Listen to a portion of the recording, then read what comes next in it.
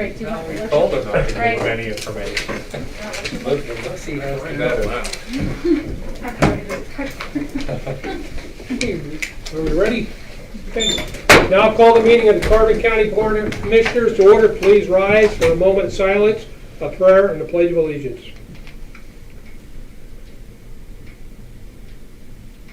Oh God, thank you for the gift of this new day. And thank you for the blessings of this life, family, friends, work, and purpose. Guide us as we discuss, plan, and dream together. Help us to make wise and just decisions. Amen. I pledge allegiance to the flag of the United States of America and to the republic for which it stands, one nation, under God, indivisible, with liberty and justice for all.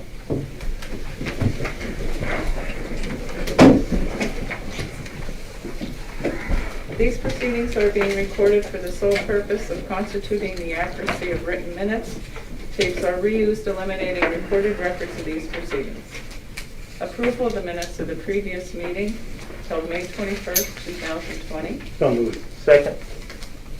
Mr. Honor? Yes. Mr. Lukasevich? Yes. Mr. Notstein? Yes. Are there any guests concerning county business at this time? Hearing none, we'll move on. Next item is the proclamation, Child Welfare Professionals Week, June 1st through the 5th, 2020. Motion to adopt proclamation number 2020-06. So moved. Second.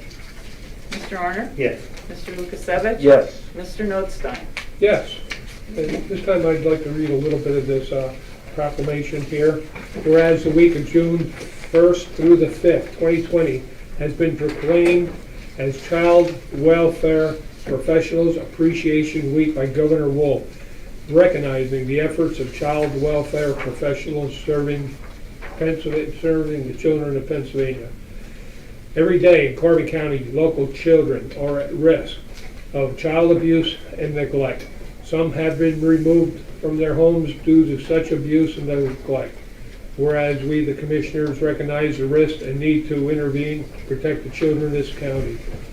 Whereas the challenging work of investigating child abuse, providing services to families, and assure that children of Carbon County are provided with healthy, nurturing care and support as they transition into adulthood. Carbon County Children and Youth Services provide the needed services and allows the child to remain safely in their home and return home expeditiously as possible. Whereas the work of these dedicated professionals requires them to enter into situations in which their personal safety may be at risk. And whereas our professional work with children who have been victimized of physical abuse, sexual abuse, neglect, and other forms of maltreatment. And whereas the professionals, Carbon County Children and Youth Services must develop great skills in working with families who are in crisis situations, struggling with mental health challenges, and suffering from drug and alcohol afflictions, poverty, and other difficult issues. Whereas the professional county children and youth services must possess substantial knowledge and skills in a myriad of areas to effectively serve the families of Carbon County. Whereas the staff of Carbon County Children and Youth endeavors to protect the children of Carbon County, often with long hours, tremendous demands, little appreciation, and great criticism. Whereas many injuries and possible deaths of children in Carbon County have been averted due to the efforts of Carbon County Children and Youth Services. Now therefore be it resolved, the members of the Board of Commissioners of Carbon County hereby adopt this resolution recognizing the staff of Carbon County Children and Youth Services for its efforts and dedication in protecting the children of Carbon County. Signed by the Commission, adopted this date. First of all, I'd just like to say that, in my opinion, the caseworkers and staff in the Carbon County Children and Youth have the most difficult job in this county, including county commissioner. where we may have to make difficult decisions. Their decisions are more life-saving in protecting the children in Carbon County. They're damned if they do, and they're damned if they don't. We receive complaints a lot of times of their children and youth is not doing their job, but I tell you, they are doing their job. And I stand behind them. I'm sure my fellow commissioners stand behind them and know the difficulties, the environments that they enter, the homes that they enter, and the things that they see are not very pleasant a lot of times. They're criticized, and I can assure you that they do follow the letter of the law. When people complain, we always turn it over to Children and Youth Administration, and sometimes even forward it to the regional office to confirm that our people are doing their jobs. Their job, their position, their decisions are not always cut and dry. A lot of gray areas, and I know they are doing their best to protect the children of Carbon County. So, Rocky? No, I have to agree with you what you said. I think Commissioner Notstein said it, and he hit the nail on the head, and without them people, the kids of Carbon County would be lost. I think it's a very good group, and you're an elite group. Thank you. Where indeed this may be child welfare appreciation, for the professionals. I would say as county commissioners, we unquestionably appreciate the challenges that they face and the work that they do. And it is selfless. It's about putting the mission, and their mission is to protect the children and the youth in Carbon County and placing that before selves. And they do that. And I think in this time of pandemic, we see again the extraordinary level that they go to continue to bring that safe environment to the children of Carbon County. So on my behalf, thank you also. Okay. At this time, we have our administrator. Please stand up, Jill Geisinger, Amy Schickley, and here we go. Let's get this right, Peter. Demahuri. He's one of our newer employees in the county. And how long have you been with us, Peter? This is my second year now. Second year now. And Joe, you've been with us how long? 14 years. 14. And Amy? 15 years. So, and it's one of those positions, I think, that experience really matters in a position like this, and they learn how to recognize certain circumstances when they must remove a child. We all agree that the home is the best place, but please convey our appreciation for what your staff and caseworkers do at Children and Youth. We know you have a difficult job, sometimes traveling out of state to transport children back or, from other homes and in other states and other facilities. So thank you very much for everything you do. I guess we're going to get together a little bit later. Jill, if you would come up and at least hand this to you here. And thank you so much for everything you do. Thank you. Thank you, Joe. Thank you, Amy. Thank you. Peter. Okay.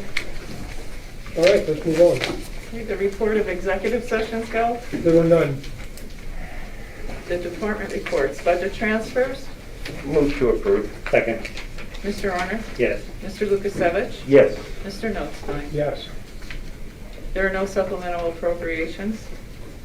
Expenditures, approval of payroll check numbers 72405 through 72433, and direct deposit check numbers 6019757 through 6020131 for the payroll paid through the payroll fund checking account for all county funds totaling $486,668.16. This is the payroll dated May 22nd, 2020.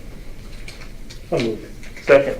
Mr. Honor? Yes. Mr. Lukasevich? Yes. Mr. Notstein? Yes. Approval of check numbers 213286 through 213377 for expenditures through the general fund clearing account totaling $953,024.06. Move to approve. Second. Mr. Honor? Yes. Mr. Lukasevich? Yes. Mr. Notstein? Yes. The treasurer's report? Move to approve.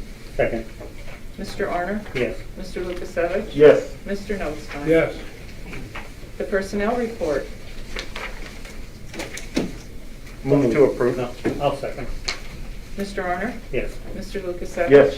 Mr. Notstein? Yes. Correspondence was received as listed. Copies will be made available to the press upon request. Correctional facility, proposal for approval. Purchase of a Simplicity Contender XT zero-turn mower with a 52-inch steel deck from J.C. Small Engine of Weatherly, Pennsylvania, in the amount of $5,750. So moved. Second.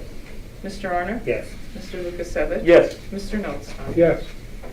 Train for approval, proposal from Train of Wilkes-Barre, Pennsylvania, to replace the blower motor on rooftop unit number 4 in the amount of $1,849 under CoStar's contract number 008-274. So moved. Second.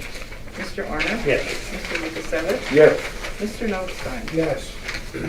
Planning and Development, CDBG, for approval and execution, delegation of signing authority and federal funding accountability sheet listing the chairman and vice chairman as authorized signatories for fiscal year 2019, contract number 73823. Move to approve. Second. Mr. Arner? Yes. Mr. Lukasevich? Yes. Mr. Notstein? Yes.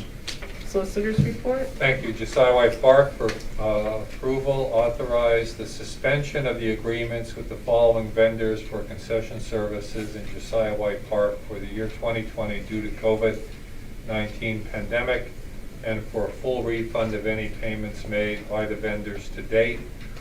Eric Sinicola, Carmela's Pastries, Sean Smith, and Gary Wagner. So moved. Second.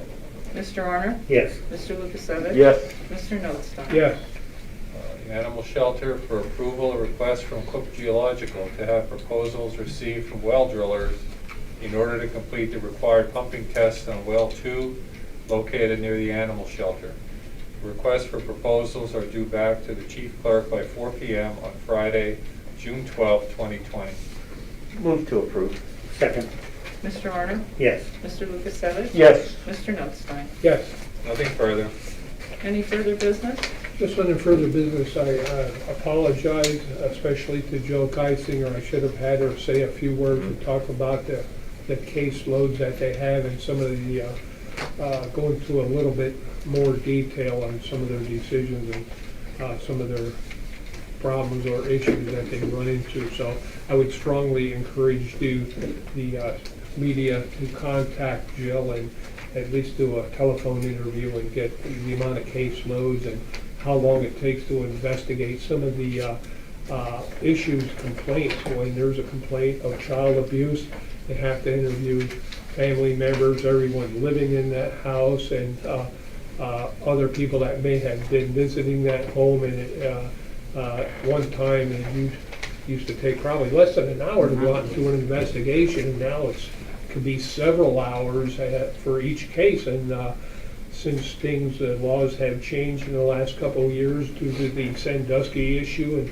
and at Penn State there are a lot of laws, over 30 laws have been passed and changing regulations and investigating reports and reporting requirements, etc. So I just wanted to, ask you to reach out to Jill and get more details from her. That's all I have on this business. Okay, Commissioners' reports, Mr. Arner. I have one thing here. The Department of Agriculture on our website today is going to be the vouchers. They will be having a press release in 2 days. And basically what it's going to be is people are going to, instead of, put it this way, a lot of them do not have online access. So if they do, they can fill it out online, but they're going to have locations throughout the county that they can stop, get the application, they'll send it in, and this year it's going to be a little bit different. They're going to have it sent to them. Their biggest complaint was they got a $20 voucher and they had to spend $10 worth of gas. So we're sort of giving them a little bit more money. And I think one of the highlights is that they would get 4 vouchers. And this year they're going to have $6 instead of 5, which will give them 4 more additional dollars. I mean, it's not a lot, but it's something.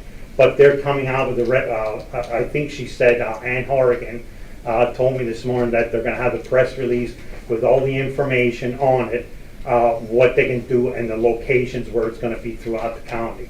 So I think it would be a good thing maybe to make this story and contact Ann Horrigan and let her give all the information to you. One of the other things, and I know it was a big issue over the weekend that we did have somebody test positive, and one of the things that we did, we put into place a questionnaire and guidelines for our buildings. On the questionnaire, and this involves the staff, and this includes elected officials, court personnel, judges, and row officers, solicitors. This is all of our employees that are going to be asked these questions. Some of them are from if you traveled to a high-risk area. It has if you had a cough, gastrointestinal symptoms. And I think one of the things that's on the bottom is if a full-time, part-time, or seasonal staff member tests positive for or becomes symptomatic of any COVID-19, they must immediately notify their direct supervisor, who shall immediately isolate the staff member from the rest of the workforce and continue or contact human resources for further guidance. So this is going to go out. This is going to be something that's every Monday they're going to fill out. In fact, this week we had 2 new employees that came in, and before this was actually implemented this morning at 8 o'clock, I had them do that for them 2 that came in, because we don't know if somebody's coming back to work or new employees. We want to question and find out so that we can have a system in place. And the system that we did have in place, it worked well. The mitigation companies were contacted back in March 20th already. And when I called them, they were here and actually had the place where the incident happened. It was cleaned within hours. I mean, it was like probably a 6-hour process from calling them to having it finished. So there's where a plan worked well. And also under this, we're going to have guidelines. There's guidelines for people going from building to building. I mean, we want to encourage inter-office mail, emails, and teleconferences. I mean, even the UPS guy, whoever comes in here, I mean, we don't know where these people were. I mean, they say contact could be from shoes. So we don't know if they were at a place that has the virus and they could walk in. So, and we're telling nobody can come in our buildings, and that means the UPS people. When they come in here, the people, whatever department that goes to, they have to come and sign for this stuff. And I know we do have bids, and I think I talked to Mark a little bit about it, and he is signing for documents that if we get bids in. So we do have a plan in place, and I did have a couple maybe phone calls this morning that they didn't like it, but there's a lot that encouraged it, because there are people out there that are afraid of this, and they shouldn't be afraid. They should be able to come to our county and say, we can be safe when you come into our buildings. And that goes for our employees. So I'm glad that this is, and I have to commend both Wayne and Chris. I mean, I put this together, and put it this way, HR went through it. There's no HIPAA violations within this. It's within our realm as employers, and we're just looking out for everybody. And like I said, I want to thank Wayne and for backing me to do this. I mean, this is something that was a hard thing to do, and people, you know, it might not suit you in the beginning, but then when you look at it and say, you know, that could affect me, maybe it is a good thing. So I want to thank both of them, and that's about it for my report. And what I'll do, I can send you all copies of this, and then you have everything. Thank you.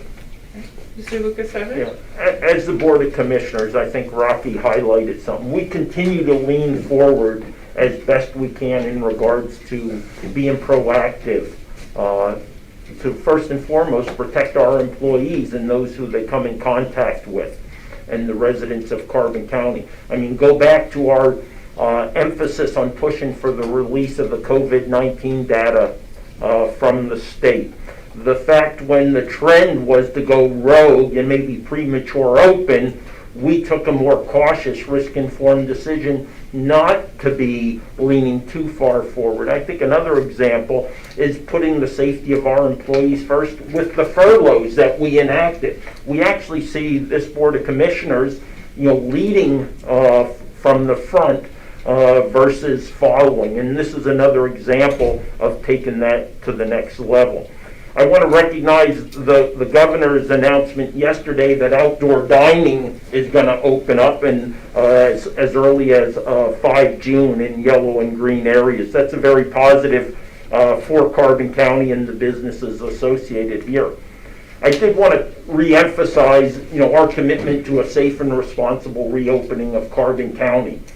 And that includes a comment I made last week in regards to Mock Chunk Lake Park and how we could ensure that that is a safe place for our county residents. So I want to provide an update on that. This past week I did participate in a teleconference with the Parks and Recreation Commission, which is a 5-member advisory board to the county in regards to operations of the park. And I'm going to use a dry erase board, so again, bear with me for a couple minutes. But again, in full transparency, I want folks to understand what the main thought is in regards to Mock Chunk Lake Park. And there's 5 major areas that we're looking at. And that's going to be, first and foremost, right, safety of the employees and individuals who might use that park, right? There's the financial aspect, right, and that's basically dollars, right? Dollars. And we got our verification, and I'm going to discuss each of these in a little bit of detail. And pardon the left-handed handwriting. Capacity, and this is capacity of our park, our swimming area, our parking areas, and importantly, let me use the term messaging, you might call it public relations or information sharing. So as the commission was having a conversation, we looked about safety, and we were looking at traffic. We've had a historical problem in the last couple of years with traffic backing up on the Lentz Trail. So if we were to implement a county resident-only use of the park, specifically the camping and swimming areas, what is the likelihood on weekends or any other day we might have a backup of traffic? And how do we mitigate that? Swimming. The unfortunate reality is we only have 3 lifeguards right now who we could actually employ. So do we go back to a past practice as recent as last year where we have an at-your-own-risk swimming? And then finally, there's the protection of the employees as visitors are coming into the park. So it's the protection from COVID-19, but there's also going to be that protection needed from, let me say, those individuals who aren't county residents who are insisting upon coming into the park to either camp or swim. And then there's the financial aspect. And that comes to the county and the revenue that the park takes in, but also the vendors. We do have vendor contracts out there, and any decisions we might make could impact their livelihood. In regards to verification, how do we verify they are a county resident? We don't have county resident decals on our vehicles. Of course, there is, driver's license, ID cards, things of that nature. But as you check those things, that also backs up traffic. And then there's capacity. So Mock Chunk Lake Park has about 40,000 square feet of dry beach, as it's referred to. And on any normal day, if you use standard averages, you could get about 800 folks safely on that beach, right? But again, this is COVID-19, where we have an expectation of greater social distancing than what you normally might see on a crowded weekend at Mock Chunk Lake Park. So think about this. You can fit 800 people on that beach. Again, that's if everyone's sitting there and not swimming. The parking lot, the 5 lots, plus the overflow that serves that beach, holds 900 people if you're putting 3 people in the car. Now you have 150 camping sites, 450 individuals, let's say, in those camping sites. You've already exceeded the potential, or potentially exceeded your beach capacity on a normal day. So this is a challenge. And then finally, should a recommendation or a motion be made to the commissioners to restrict the use, how do we safely and responsibly get that message out to both residents and, importantly, those who would normally be flowing over from Beltsville or Hickory Run, into Mock Chunk Lake Park? Now, I have no doubt in this world that we can do this safely, we can do it responsibly, but there are a couple critical factors and critical resources that are needed. And over the next day, I'll be reaching out. And first and foremost, that's going to be the mayors of Jim Thorpe and Summit Hill and their police departments. Without their constructive input and without their cooperation, there is just no way we can safely and responsibly move ahead with consideration of a restricted use during the yellow phase. So again, I want to ensure the residents of Carbon County, we are doing all we can moving forward, looking at all the criteria and some of the issues and concerns about this restricted opening, to look forward to you ensuring you have an opportunity for a safe place for your physical and your mental well-being. Thank you. That's all I have. Okay, just want to update everyone that as of Monday, we're going to be down to 11 full-time personnel that are still furloughed, 6 part-timers that are still at full furlough, and we have brought some back employees that are working 2 or 3 days a week, and other employees at this time that are still in reduced hours and that. So we're slowly getting back. The courts have been calling people back with different things happening in the, for instance, in the treasurer's office with later this month, in June, I should say, in the middle of the month, they'll be going back up to full staff because they'll have the hunting licenses to deal with and other issues in that office, as well as other offices with the courts vamping up. They will need more personnel in the pathonetaries and clerk of the courts and recorder, register of wills, etc., and so many other offices. So we're getting to that point. We have to start calling more people back, which is a good thing. And hopefully all the furloughed employees will be coming back. You noticed on the agenda today, we suspended our agreements with the personnel or the vendors in the park. It is only a temporary suspension. I know they were a little concerned. I talked to 2 out of the 4. They fully understand after talking to them why we had to do it, to reduce that social distancing. We continue to do our focus group meetings every Tuesday morning at 9 o'clock. We'll be discussing, meeting with the chambers, local chambers, borough township managers, and healthcare officials, Pocono Mountain Vacation Bureau, County Chamber, and other parties that making decisions or not making decisions, recommendation, and tracking what we have to do to keep people safe when they come to visit Carbon County. Discussed not only Jim Thorpe, Lansford Alive, the ski resorts and other facilities throughout the county. And since tourism or recreation and housing or hospitality are such a big industry for Carbon County, we're trying to make it as safe as possible, getting signs put out there thanks to the Pocono Mountain Vacation Bureau and County Chamber, and even as far as putting more portalets out there since the restaurants are not open, so you have no restroom facilities. So we're doing what we can. Had a meeting after the busy weekend on Saturday. We only had about 40 cars parked in the lot, rainy weather. Sunday, 291. And I think it was about 140 on Monday or something like that. So, yeah, it's a lot of people walking around, and unfortunately, they're not practicing or following the recommendations of the CDC, State Department of Health. And that's what we have to be concerned about. Some of the shops did not open for their fear of their own safety. So, but we'll continue to have those meetings as long as necessary to address the situations, I should say, that arrive here and there, and how we can, control as much as the environment as we can safely. So we'll continue to do that. So, that's all I have for now. So, meeting adjourned. Lisa, could you move up to the desk, please?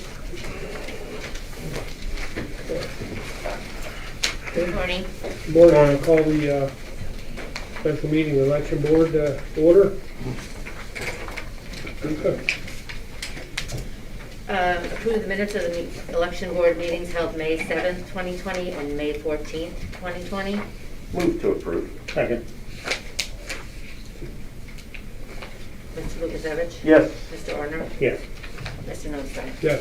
I think I went out of order, I'm sorry. No, that's all Well, let's right. redo it. I'm getting tired of going first out. That's okay. Yes. Are there any I'm guesses? sorry, any guests concerning election board meeting? Hearing none, move on. Approval of the voter registration totals. Voter registration totals of the eligible electors and precincts that may participate in the general primary to be held Tuesday, June 2nd, 2020. Democrat total 17,615, Republicans 19,932, for a total of 37,547. Move to approve. Second. Mr. Varner? Yes. Mr. Lukasevich? Yes. Mr. Nostine? Yes. Election board vacancy appointments. The following registered electors of Carbon County will serve as precinct election officials, filling vacancies at the June 2nd, 2020 general primary as follows. I just want to make note that Jane from my office found 15 people yesterday, because people are quitting like constantly, even up until like yesterday. So she had to find like, I think 9 or 10 judges. They were all found. Everything seems to be working well. They're going to pick up their stuff Friday and Monday. We told them that they could come in the building or come in the lobby if they have any questions, because we can't get anything out to them. We couldn't have any additional training. Most of it will be hands-on at the polling place, but we just want them to feel comfortable there, that we're not just throwing them there. So, like I said, we had a lot of people just quit recently, so, because I thought we were pretty much covered until like last week.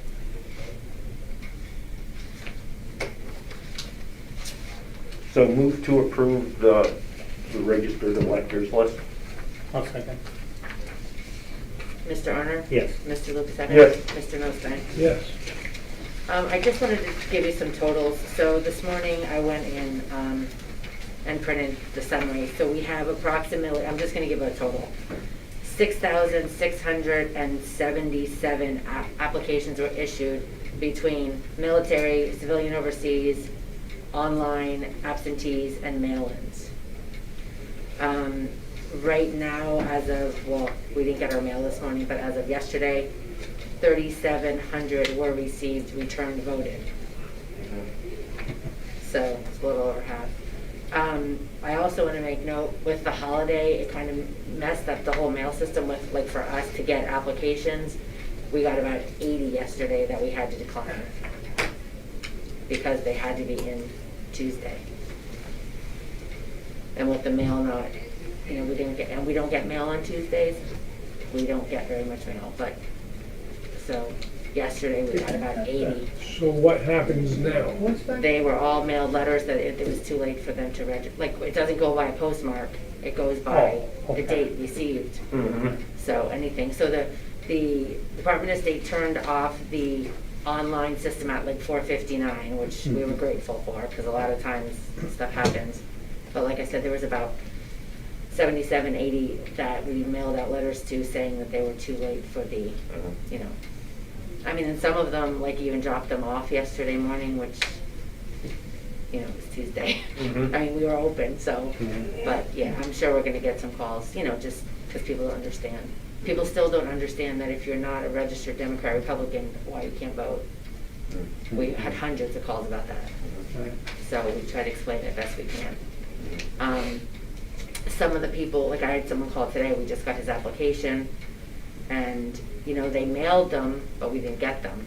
Some of them said, oh, I dropped it off Friday. Well, by the time we mailed it, it was Tuesday. You know what I mean? So they wouldn't even get theirs yet, but they should be in time. That mail slot was a very good idea. Like, we needed that. So, and people are just constantly dropping off ballots, and security, you know, sees them, gives them to us, or, so that was a big thing. We're still waiting on the packages from the Department of State. I'm hoping they're coming soon, because we are giving out our stuff tomorrow. If worse comes to worse, we're just gonna have the rovers take them. Okay. I may ask for additional just drivers, maybe not specifically rovers, just to get this stuff out if we can't get it. Poll books came on Tuesday. He literally did a one-day turnaround for us. That was another issue with the Department of State. Not to throw them under the bus, but there's just a lot of things going on, and, you know, we find out after the fact, so. And then our ballots are being delivered today. Could we expect sample ballots to be up Yes. online tomorrow So, afternoon? they're trying to send it through like a web, a site. Yeah. And I can't get it to upload. Okay. So I just asked them, because they're just samples. Just They're gonna just email. send me the PDFs, and I'm gonna Okay. upload those today. I actually talked to him this morning. Okay. So those will be out. Okay. Everything is pretty much like, we're just waiting for ballots really to be packed. Everything else is kind of waiting. Or, you know, just as soon as they come, we'll be finished, hopefully by tomorrow, because that's when everyone's coming for their stuff. Is there anything from the Board of Commissioners you asked for that you haven't received, or anything additional that you need that we may not be aware of? No, like I said, the only thing may be extra drivers Uh-huh. or something, I mean, on election Mhm. day. We have enough workers. I know we had an additional worker, but I didn't call her. She's been in her other office, because we don't really need an extra person right now. But come Monday, we may. Or, like a lot of times, we used to use the juvenile probation, like they would have kids come in, which they're not having. That's why we did away with the Saturday. Just because we figured that Friday and Monday we're here anyway. Most people can't come on a Saturday, so it kind of just worked out. We just did 9 to 4. Maintenance has been delivering. They started yesterday. Everything seems okay. I just have a kind of odd question. Does anybody have a contact with the Palmerton Rod and Gun Club? Just for thought. I can't, we tried the guy for months. We don't know if it's the Okay. wrong number. Just you leave a I message. can probably find that out for you. That's the only thing, Okay. that's one of our deliveries today, that's the only one I couldn't get in touch with. Okay. You know, when Lisa, Lisa, contact my office, we can see if they have something on file for their small games of chance. Oh, okay, good. Yeah, that would probably. Because I would be have a better. list of all their officers. Okay, because I know the judge knows the same guy that I know, because he works there, but nobody can get in touch with him, so we're just not sure if maybe his number changed or something. Okay. when Lisa was talking about maintenance delivering, all the election equipment has been being delivered to all the precincts, all 28, correct? Over 30. 28 precincts? 30. 30 Yeah, precincts. it was condensed, so 30. So, yeah, they've been busy doing that this week, and just to update the public a little bit, the amount of time and personnel required, I don't think the Department of State or our legislators fully understand what occurs every time they change a law. And we've never had an issue like this, and being at the last minute, we run into the situations with the mail, you know, at the holidays, et cetera, because of COVID and everything, but we had 2 part-timers that we hired. They were working full-time hours. We had one of our staff that was furloughed from our office, was called back full-time and working in that office full-time instead of hiring another part-timer. We wanted to get our own employees back to work first, but they've been on Saturday. You and who else worked? How many worked on 3 Saturday? of us. 3. So, Or the full-timers worked. so we've had quite a few people. It's a lot of hours, and I don't think you have a total yet of additional hours that were put in this year over other years because of the COVID and everything, and the additional staff. Not only that, but the changing of the laws with the mail-ins and everything. How many did we have last year? You remember offhand? Well, I was going by the 16 presidential, and just absentees, we had maybe like 600. Yeah. 600. So now we have Well, we're 6,600. 6,000 more this year. Yeah, so that's the issue, like for us, like, because we wanted to make sure everything got out, so like we were doing like 1,000, 2,000, like turning around doing this next day or the next morning, which for 4 of us is, I thought was pretty good. Anything else? I don't think so. Like I said, we do have some, hopefully some poll workers on standby just in case, because something always happens. But a lot of them were more worried about coming back in November. And we're like, it's not an issue for us.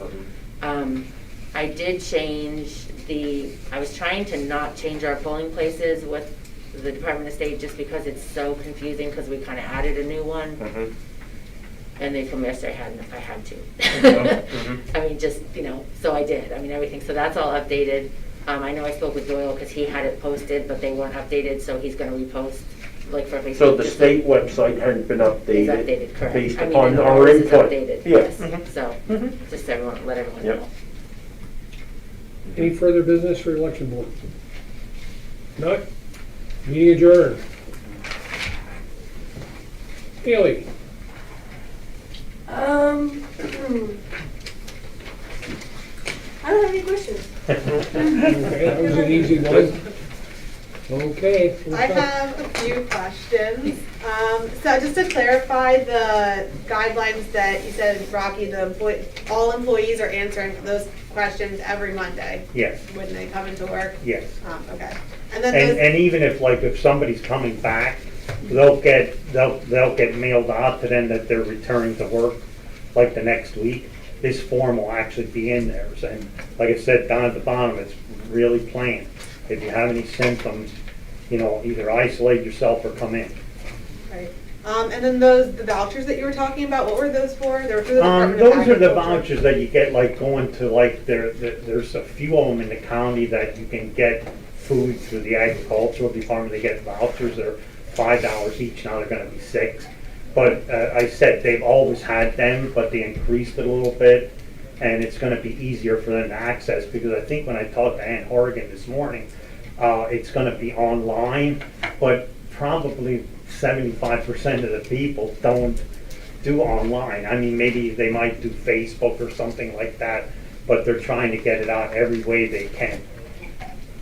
And like I said, one of the big complaints was in the past that they'd spend $10 to come to pick up a voucher, so now they can just take the form, send it in, and it'll be mailed directly right to them. Yeah. Okay, cool. And then another clarification, you said 11 full-time and 6 part-time people are the people who are still out. They'll They're still be from- out as of June 1st. As of June 1st, but everyone else who has been brought back Well, by not June. everyone, but there's some that have been called back to work only 2 or 3 days a week. Okay, gotcha. And then, as far as the governor allowing for outdoor dining at restaurants now, are you guys anticipating like any restaurants in Jim Thorpe or elsewhere to maybe kind of start thinking about creating their own outdoor dining? I think they're just waiting, they're doing maybe, some outdoor dining. I know I spoke to Marlon Kistner this morning, and we discussed this, Alyssa, and one of the things, and again, she was using Jim Thorpe as a thought. There is the potential for certain streets that are controlled by the municipalities to become pedestrian-only streets on a temporary basis. I think a perfect example is right here in Jim Thorpe, Race Street, right, which is very narrow anyhow, and I know that's one initiative that she is looking at of bringing forth to see if that could help open opportunities for those particular restaurants along Race Street. Right, yeah, definitely, just 'cause, they don't know how long they're gonna be in yellow to be able to do the indoor dining, so that's what I was thinking, there might be opportunities there. And then the only other thing, just as far as children and youth, can you guys talk a little bit, have you seen positive changes in the office since switching administrators, and kind of give a little update as far as that goes? What was the first part of that question? For children and youth, can you give a little bit of an update? Have you guys seen positive changes since switching administrators, bringing on, the new administrator? I really don't have an answer for that one, I Okay. couldn't tell you. Okay, no problem. I think that's it then. Okay. All right, thank you. Yeah, no, I'll keep it for the, Lisa, here's your, Oh, okay. No, here, I have the bigger one. You need the big one, right? We're sending it. For the minutes. Okay. Not the small one. oh, the minutes. Yeah, Oh, that's for the no. minutes. Oh, you don't need that one. Oh, no, I need these two signed. Here, Lisa. Sorry, they're too small. I got it, I brought them. Oh, okay, all right. Do you want these? Ron? If you sign them. I'll try them. I don't want them, I don't need them.